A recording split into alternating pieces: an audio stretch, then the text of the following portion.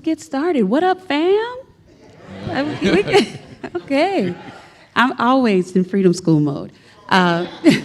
It's so great to be in community with all of you today. The historian in me wants to let you know you can review the original primary source document of what we're going to be talking about through the UT Knoxville, our library archives. So you can put it in your phone and look it up if you're interested. I want to read from my notes here our desired outcomes, just so we're level setting and we're on the same page, and then I'm going to go right into my questions. So today we want to, with this particular panel, we want to deepen our understanding of the legacy and impact of school suspensions and other forms of exclusionary discipline on children and youth. We also want to illuminate the early findings of this impactful work from CDF's 1975 seminal report while engaging in new scholarship advancing equity and education. And then last but not least, we are intergenerational, and so we want to invite multi-voices, multi-issues, child advocates to return to public education as a space for active engagement alongside children's health, children's welfare, economic mobility within the many of them that we are currently working with. So that's where we're going to start from. That's our base. So, are y'all ready? Ready. Okay, Yes. Let's get ready.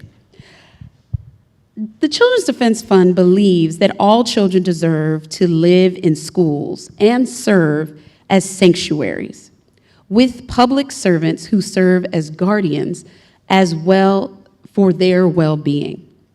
When you hear this, what does the future look like in the context of your work?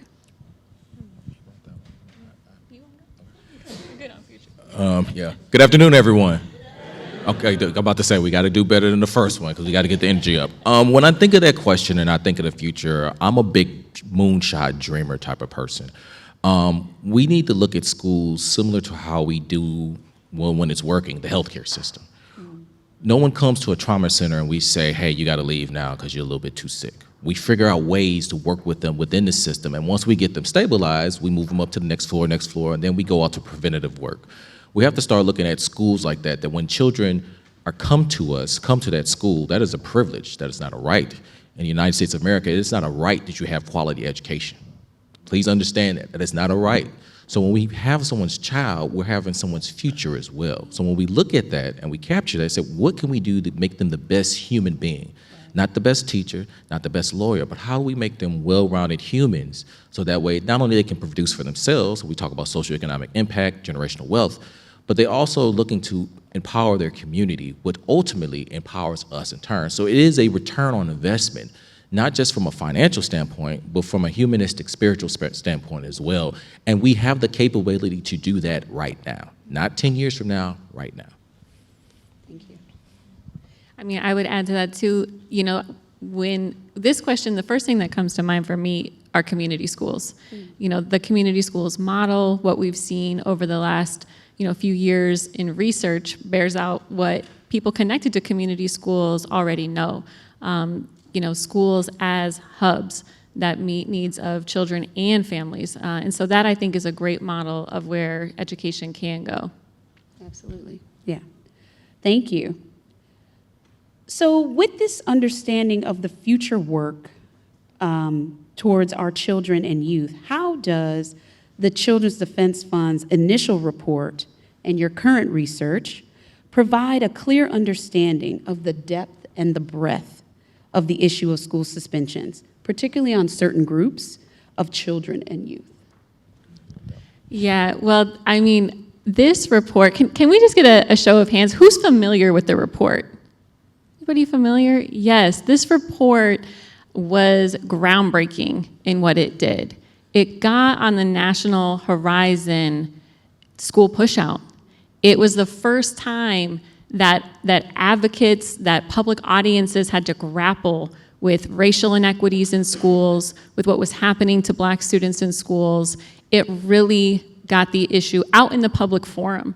And when that report came out, it also helped move the Supreme Court decision around the Goss v. Lopez case, around due process. It really changed the narrative, it changed the conversation. And so, the history of that report is so significant, and we were so excited to uplift it in this special issue, to get folks together, to really, to recognize this report.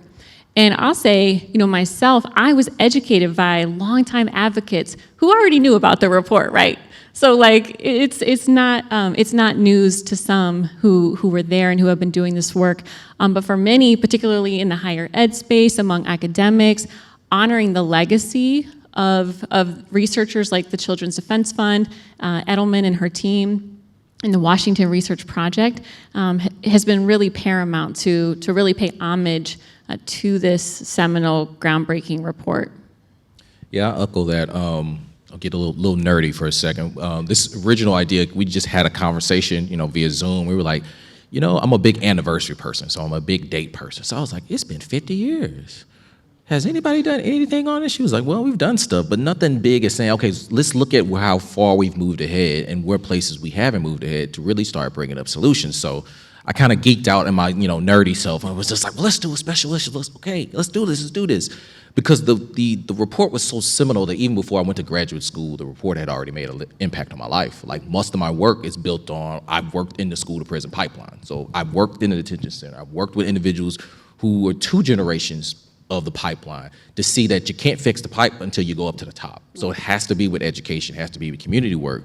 And really just understanding like, this report was built on the civil rights, like the Office of Civil Rights database, which is, as of today, is still open, y'all. So if you need data about any school, as of today, you better download quick. I looked last night, it was up. But this is a national, publicly available database to where I can find anything almost on any school in the United States. And at that time, it was still bubbling up, but they took this data, they got stories from people, which is important. We need stories. But they also got the numbers behind the story. So you can say this is how much of an impact a suspension was. They said at the time that they did their report, and it was a brief snapshot, 22,000 years of education had been lost. 22,000 years of education lost because of suspension. So again, that work basically told us what we needed to do. Our job is to follow up and to continue following up because the fight is not a one-day fight. Is perpetual. Absolutely. Thank you for that. I know when I read it as an undergrad, first time, it made me want to be a researcher because I didn't realize the importance of qualitative and quantitative data because you need the stories, you need the numbers, to echo what you just said. So I think not only did it help me reimagine what good research could be, because we read so much research that is punitive, that doesn't allow for our own lived experience, but then it also was a call to action too. So that was... I think something so poignant about the report are the narratives, the stories. That report starts with the individual stories of kids who today are in their 60s and 70s. And if we were to revisit those stories and to think about across generations, and the work of advocates today who lead with stories, right? Because I know John is a numbers guy, and to really lead with those stories, I think, was so powerful. But also, what those stories are 50 years later, I think, and the continued issues of push out really speak to the cross-generational impact of exclusionary discipline and why it's got to go. Yeah. And the stories of the administrators as well. Yes. Do you want to share a little bit, just kind of your thoughts on that? Because I think when we think of push out we think a one-sided thing, but not realizing the struggle or the internal struggle it is, especially for those administrators of color in those narratives. Well, I think the biggest challenge is that you're looking at someone's child, but at the same time, you're trying to maintain what we call safety and security in the school. You're trying to balance the world of your teachers at the same time, but at the same time, particularly when you look at Black and brown children, you understand that they're going through a racialized experience. Yeah. And that right there takes a piece of your humanity away when you're like, my job is to protect. But I can't because of, again, this goes back to policy advocacy. I can only do what the policy allows me to do. So when I may need to say, hey, I need to give some leeway or some lenience, I can't because the policy has tied my hands together. So it's like you see those narratives in them, but you still see it today. Right. You still see that struggle, that constant need to say, I want to do more, I want to provide more of a holistic community approach, and I can't because of the policies that are put in place or the lack thereof of those policies. And I think something that I loved about the school administrator piece that that CDF was a part of is the broader context of their really investigation into schools. If even prior to this report, CDF was working with these advocacy organizations, other faith groups, the American Friends Service Committee, the Quakers, the Southern Regional Council, to go in during the 60s and 70s to monitor desegregation when the federal government wasn't doing its job. Right. And I think that is so powerful that you had these local civil rights organizations who went in and said, we're going to monitor this ourselves because you're not doing your job. And here we are again. But with the administrator piece, after Brown, when we get white massive resistance in Virginia, when we get really the start of this white push out of black students, CDF's recognition and spotlighting of administrators and what those administrators, white administrators, the decisions that they were making in schools in the 70s, I think is really key to helping, spotlight really that legacy of push out and the role of white administrators in many of these states who were involved in it. So that's another reason why I thought, wow, they're really helping raise awareness about both the administrator side, because that's where a lot of the power lies and still lies today. Thank you, absolutely. So I want to talk now about your methodology to developing the special edition. You talked a little bit about you're big on anniversaries and wanting to revisit it. So with this understanding of the future we hope for our children and youth, how does the Children's Defense Fund initial report and your current research provide a clearer understanding of the depth and breadth of the issue of school suspensions, on certain groups of children and youth? Well, the first thing that it tackles, and they talked about in the initial report, and we have an article by Aaron Kupchak, a lot of school discipline work, but how do we look at poverty? Really understand, there was a session earlier, how much poverty really impacts what's going on, not just from how do you come to school, but how do you actually learn? What things you have access to, what is your cultural capital, what is your social capital? All these things are impacted by poverty. And he was like, we need to relook at how we analyze poverty in the actual impact, not just on the student one day, but what does generational poverty look like? We always talk about generational wealth, but there is an inverse to this. There is generational poverty. Yes.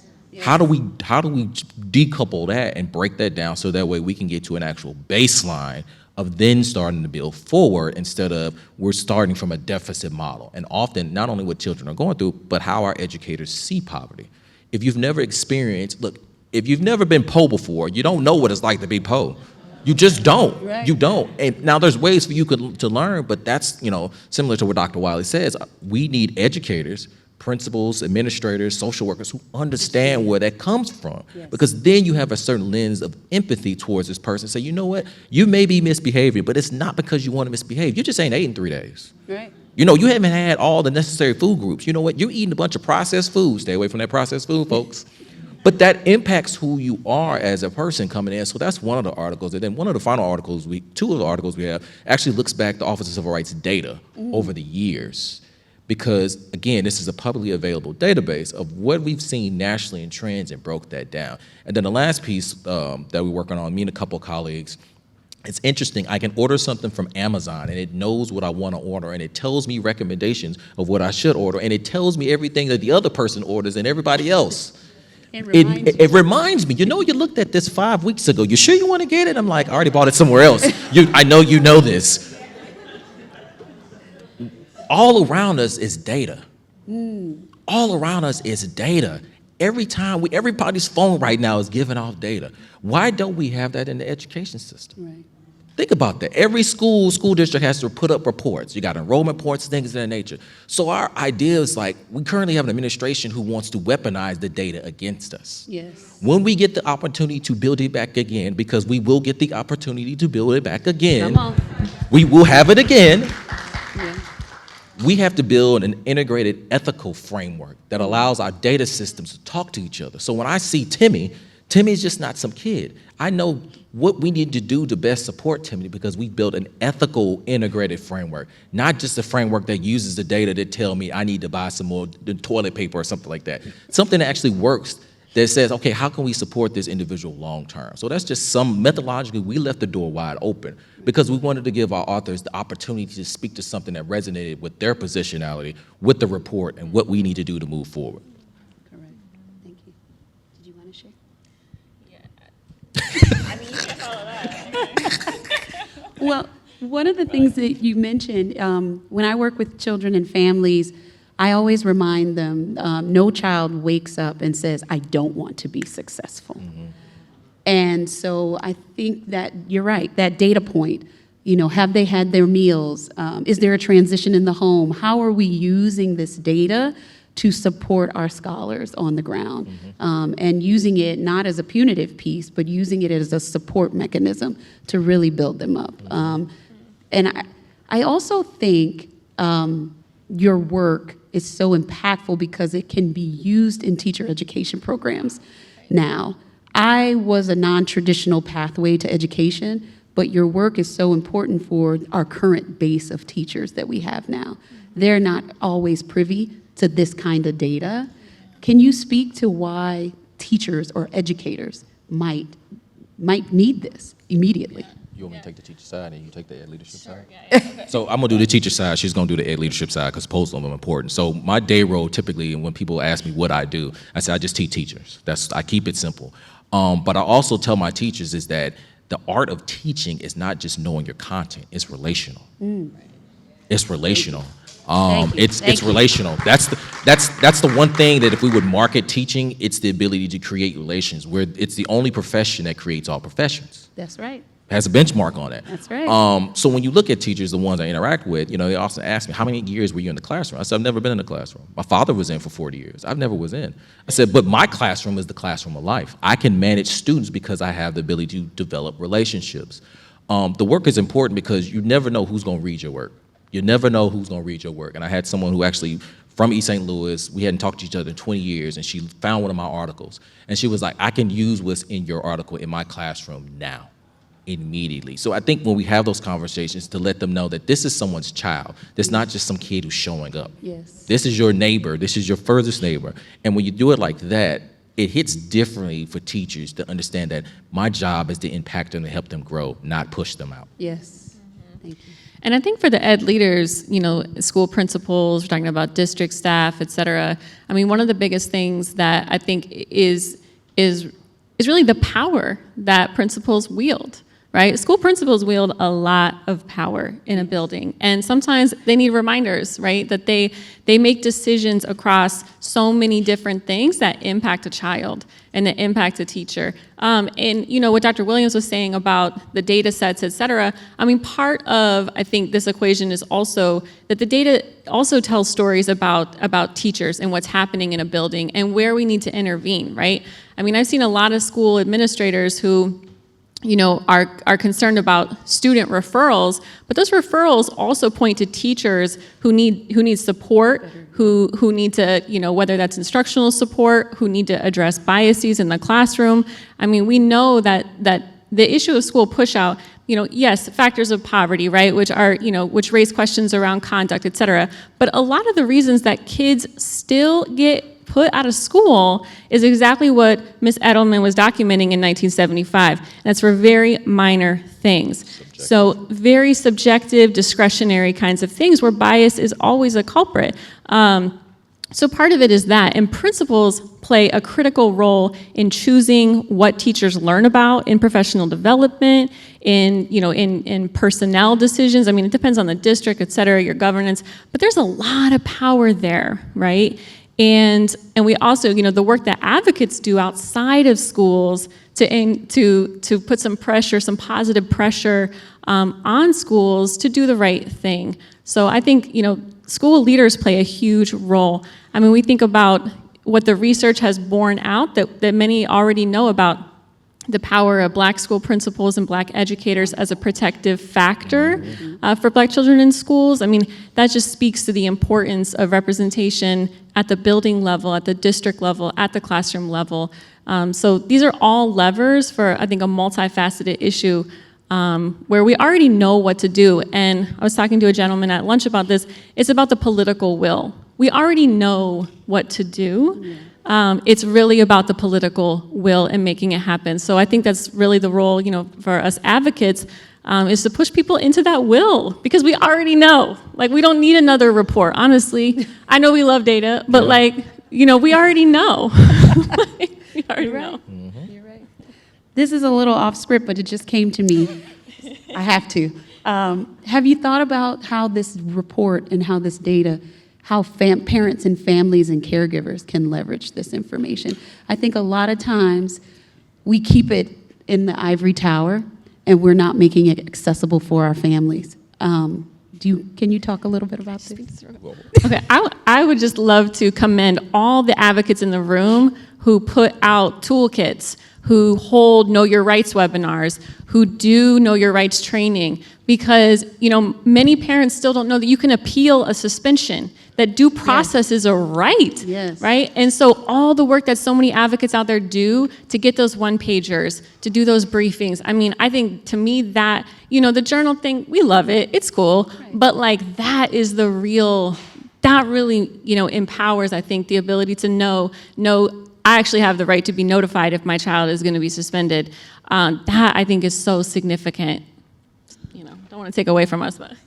Yeah, I'll echo that. My dissertation was built off of my youngest daughter being suspended. I literally had to weaponize what I knew to go against the school district and be like, and walk, as they walk the dog and drag the cat. Literally, that's what I had to do. Yes. But being able to do that, it allows me to talk to parents directly, one-to-one. So people will call me in my area and be like, hey, I got this going on. How do you help me walk through this thing? I think we have to do a better job of making things plain at the level. We got to meet families where they're at. And show them how to advocate. Not just I advocate for you, but empower them so they can pass it on to the next person and say, girl, I heard this, this, and this, and this worked for me, and I got this, because I'm not gonna always be in the room. Right. But we can teach people to teach other people. And in doing that, you have a network to know, hey, if your child's suspended up until 10 days, you have these amount of rights. After the 10th day, you need to, and walk them down the steps. So yes, toolkits are great. Social media, as much as it's blowing our world up, we do need to have those conversations to a broader audience to be able to get the information out, not only for the parents, and I'm gonna say this, but for the kids as well. When they know their rights, they are well armed, better armed than we are to prevent things from happening, because I've had my youngest daughter prevent some things from happening, but also to be able to advocate with their friends and say, hey, you need to go do this to this, or you need to tell your parents. So it's definitely a collective effort. And again, I agree, Dr. Wiley, the ivory tower is the ivory tower. I'm for we finna bring this down to the ground level, so that way everybody can get the information, because if we can all work collectively, it's easy. High tides raises all ships. Yes. That's how we have to operate in this thing versus gatekeeping it so certain communities don't get it and other communities do. All right now. You see why I went off script? We need this information. So give us the details. We're about to wrap up because we have to open it up for Q&A, but can you give us the details of how they can access the journal, when it will come out, the special edition, and all of that stuff? Because I think it's really important. Just because we're academics doesn't mean we don't want this work to make it plain. I encourage people to download articles, use them like, my brother just said, in terms of leveraging the resources. Much of my work has also come from advocating for my own children. I'm the queen of getting kicked out of places because I got the checklist and the toolkit, and that's okay. So please give us how we can get the information for this special edition. So hopefully the special edition will be out in January. So the goal is to get everything finalized. I think we're in the last round of revise and resubmission. It will be posted throughout social media. However, I will say this. If there is ever a time that you need an article and it's behind a paywall, we will get it. We will get it. Yes. We will get it. I mean, that's part of leveraging the capital that I have and Dr. Wiley has, we will get it. So if there's something you need to know, be like, Dr. Williams, Dr. Wiley, we've seen you at such and such. I know you don't remember us, but can we get access to it? We will get access to it. So don't think that there's like, I'm just by myself. No, you have, I don't call them allies, you have instigators who will help you get And the work done, agitators. and agitators who will help you get the work done. And two, hopefully we're trying to make it open access so everybody can get it. But if it's any article, not even the issue, any article out there, if it exists electronically, one of us can get access to it. Just let us know. Yes, we use that .edu. Yeah. That's right. Use that .edu. Yeah, We yeah, want to use yeah. all the institutional resources. And I will say Dr. Wilson is going to do our introduction for that. So that'll be a really Yeah. wonderful touch. And we're really honored that you're doing that for us, Doc. So So as we prepare to close, what is the most important takeaway you want our audience to have, either from your research or this discussion that we've had today? Ooh, I'm gonna go back to what Dr. Wilson said earlier based on Angela Rye. Read. Libraries are free. Read. Like, we are in a time where you need to hunker down and learn as much as you need. You need to grow fat with strength and knowledge, because once you do that, once this storm gets over, because it's not the storm, we've had this storm before. Please understand that. This is not anything new. But when we come out of this storm, we gotta come out to where we lock in the gains. As my daughter says, you need to lock in. We need to lock in right now. Once we do that, we don't have to keep going back every 50 to 35 years because we've locked the things in. So that's why I would say read, be well read. And if you are this is mentally, don't show up to the adults table if you're not ready and you're not well read. Woo. Goodness. I think one thing I think is figuring out what you can do, in your sphere of influence, because all of us are connected to so many different people and in different places and spaces, and the information sharing, I think that is so critical. So really rooting down where you are, what you're passionate about, what information you can share, and bringing it out. And doing that in our own local spheres of influence. Another theme from this morning's plenary was looking out for each other, being interconnected, and really uplifting that. I think, all the different ways, for those of us that hold privilege, whether it's racially, economically, citizenship-wise, this is a time to really be taking care of one another and looking out for each other. I think about one of the quotes of Miss Edelman's that I still personally think about a lot is she said something one time like, you can't do everything alone, but you sure can do a lot. And I think, each of us has those spaces and places and people that we can share information with, push on a little bit, and unite with to bring about a difference. Awesome. Thank you all so much. It's not easy to pull together a bunch of scholars to build out this kind of anniversary special edition. So I honor you and commend you for all of your hard work. So thank you. Thank you so much. All right, so now we have time for Q&A from our wonderful audience. I'm good on time, y'all. I think we'll... Is on? Hey. Okay. Hey, Mike Massey at Catholic University. I think Dr. Wiley talked earlier about finding the will to address these issues. I think one thing it made me think about that CDF report reflected as the research that's followed it over the last 50 years, that the school racial disciplinary disparities are both a cause of inequality, but really a symptom of a greater system of racial inequality in our education system. And so it feels to me like really to address the root causes of that, it's going to take a lot of political will, and it's going to piss some people off to do it. I'm just curious if you have examples or thoughts about how educators and educational policymakers can really find the will to not give in to people who are following this kind of like tough on crime narrative and bringing that into schools. I mean, we go through these fluctuations over time, and we have a lot of examples of people building the will. We have a lot of examples of whether it's different localities, places, that are able to do this, whether it's Denver or Oakland, or so many different districts I'm thinking about. A lot of the Loving Cities districts, right, that they do it. It happens. Part of it is making it sustainable, and part of it is getting rid of the tools. So as long as we have suspension and expulsion as options, people are going to use it. We really have to, I think, get rid of those tools, replace them with other ones, but we do know what to do, and we have good examples of people building coalitions, whether it's in policy work or education around this. But suspension and expulsion are never going to be, they're never. We can't keep using them. Yeah, I'll echo that. I wake up every day because I don't have a choice to do this. And I think, we've been given too many options. It's like my mom integrated, I integrated. My children are the first group that didn't integrate. So for me, it's always been somebody's got to pick up a baton and do the work, because the work's not going to do itself. And I agree with Dr. Wiley. It's like the one thing this report did, it told us what we did need to do. It told us what we needed to do. It was our job to, again, lock it in. So if we're going to take away suspensions, you got to put something in place, and we got to lock it in. Because if we don't lock it in, we see suspensions come back in. Prime example, Texas. For years, we didn't suspend kids who were in, kindergarten. They just made a policy that says, guess what? We can suspend kindergartners now. We didn't lock it in.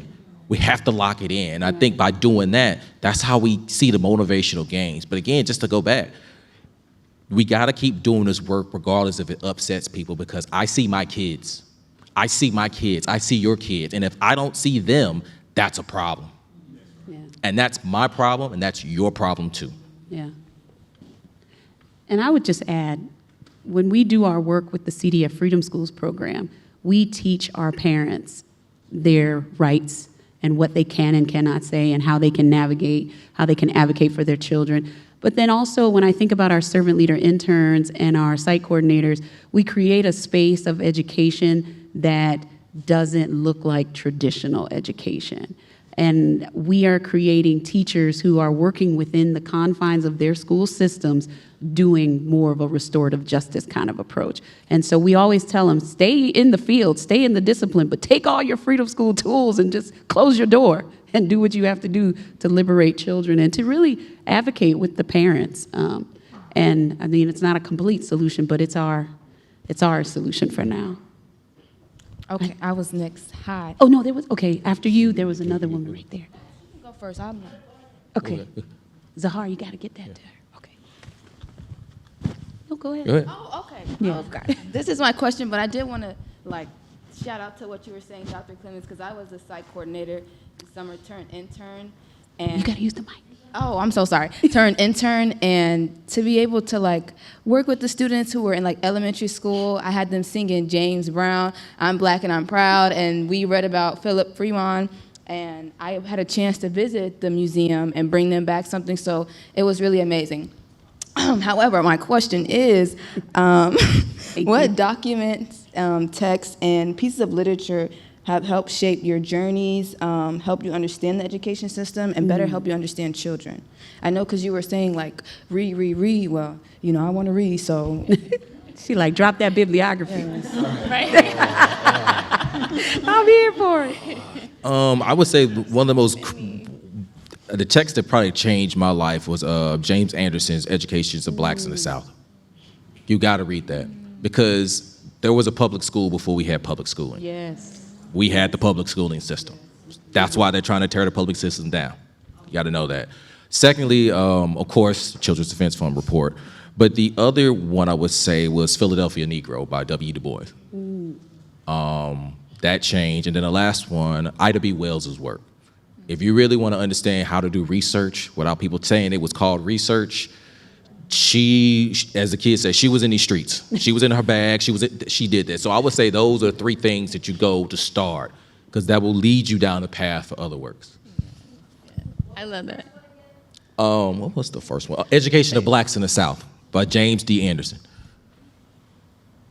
The one I would add on to that is Derek Bell's Silent Covenants, too. I think that's a classic. So, once I read that, I was like, oh, Brown was not what I thought it was. Yep. Yeah. I would add Beverly Guy Sheftall's Words of Fire. because she gives such a breadth of historical Black women's activism, and we know that Black women are at the core of all things that are good. Yeah. Yeah. And then Vanessa Siddle Walker's Their Highest Potential. Yeah. You can learn so much from oral histories. And you do your own oral history. If you have elders in your family now who you know integrated schools, just pull out your phone and record them. Yeah. And because we need the narratives, we need the stories, we learn so much from oral histories. First of all, it's a pleasure to be here, and I'm excited about what you do. I work with kids, like a lot of us do, and I work in the community. I'm the CEO of Boys and Girls Clubs. School suspensions, okay? There are so many little things that I want us to remember as a group, and I want to know what we can do collaboratively together, because we have kids who get suspended because they don't have toothpaste at home, because their breath might not smell good, and kids tease them, so they get into a fight. We have kids that don't have soap at home, so we put together toolkits so the kids can know they can go get hygiene problems. But a lot of times we're so busy trying to raise money just so we can survive as groups. So collaboratively, how can we get together as groups so that when somebody needs something, we can share? Like, I spend a lot of time asking people for money and other tools to help my kids, because we work in very poor communities. So I think we need a network. So like if I have 1,000 toothbrushes and somebody else needs it, because sometimes those are the little things that kids, they don't say it's because they didn't brush their teeth for a week, but that's how they got in trouble, and we're not listening or paying attention to why they got into the fight. They just get suspended, and we're like, this kid's always in trouble. But it's because, like you said, they didn't eat, or they don't have hygiene products, and they don't come to you and necessarily say that. So we have to learn to work together, and what can we do to do better at working together so that our kids aren't targeted for the things that they cannot help? I used to, one of my mentors used to always talk about how, there's the interconnections between us. He said we're kind of like a Christmas tree lights, like we light up together, right? And so I feel like, I'm thinking about all the ability of us to build those connections and networks. Like, I'm like, okay, who in the room has toothpaste that we can get over to the Boys and Girls Club, right? Because, I think that's the power of bringing people together, too, which is why, we are networks right here, and not in the DC way of networks, right? But in the real meaningful way of like, okay, if I have something you need, you have something I need, let's put it together and try to solve this, or get that toothpaste in that kid's pocket, I think there's a real pragmatic need for us to, put down our phones and connect and find out, like, all right, what do you got that I need? What do I got that you need? And let's just like put it out there and be connected. That is so critical. Yeah, we'll also say we need a national 411. That's a simple solution. That don't cost us much. But a national 411 would allow you to be able to leverage other people to say, I got extra toothbrushes over here. I also got to think of it from a grant funding. We talked about endowments and things of that nature. It's partner up with universities. So if I'm looking at your issue and I see a potential solution, not being able to brush your teeth is a public health issue, because people who don't brush their teeth, that's the leading cause for heart attacks when they get older. So there's funding out there to be able to say, hey, guess what? If we help little Timmy brush his teeth, guess what? The odds of him having high blood pressure a little bit later on is going to be decreased. But we don't get that if we don't get together and become network providers. So when I see your problem as an opportunity for us to come together in these spaces beyond to say, what grant funding can we get? I know that we had endowment people here earlier. Somebody got some money to give up. That's a public health issue. To be able to leverage that, not only in your community, because if you're going through it with your Boys and Girls Club, I guarantee you somebody else is doing it as well. So it's thinking out, it's keeping the box, but thinking outside the box to fix our problems. And again, you have our contact. If we can't, I'm a person that if I don't got it, I'm gonna help figure out where you can go get it. Exactly. We have to wrap up. That's going to have to be our last question. Thank you all so much. Thank you.